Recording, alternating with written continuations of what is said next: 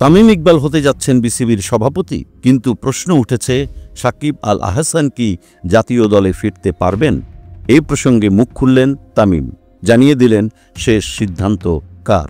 সাকিব আল আহসান সর্বশেষ খেলেছেন 2023 সালের আগস্টে ভারতের বিপক্ষে। এরপর দেশে ফিরতে না পারায় আর জাতীয় দলে জায়গা হয়নি।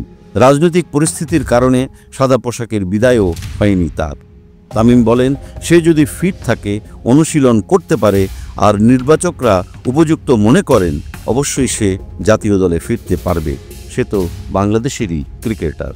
তবে বাস্তবতা ভিন্ন।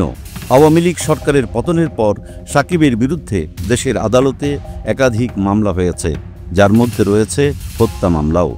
তামিম স্পষ্ট করে বলেন, সাকিবকে খেলতে হলে আগে দেশে ফিরতে হবে, অনুশীলন করতে হবে। মামলা চলবে কিনা, উঠবে কিনা, সেটা বিসিবির সিদ্ধান্ত নয়। তামিমের কথায় বোঝা যাচ্ছে ফেরার পথ পুরোপুরি বন্ধ নয়, কিন্তু চাইলেই তা সহজও নয়। এবার সিদ্ধান্ত নিতে হবে সাকিবকেই। ফিরবেন সাকিব নাকি ক্রিকেট ছাড়বেন চুপিসারে?